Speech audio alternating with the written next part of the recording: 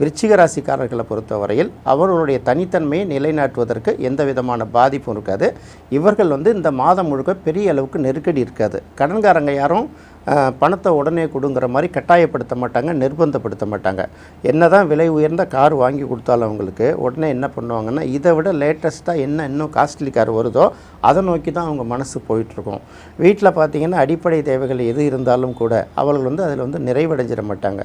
அதனால் குடும்பமான வரையும் இந்த வீடு சம்மந்தப்பட்ட செலவுகள், வாகன கட்டு சம்மந்தப்பட்ட செலவுகளை குறைச்சிக்கிட்டாங்கன்னா அவங்களுக்கு பெரிய அளவுக்கு இந்த கடன் தொல்லை, கமிட்மெண்ட்ஸ் ஓரளவு குறைஞ்சிக்கிட்டு இருக்குங்கிறத பார்த்துக்கலாம்.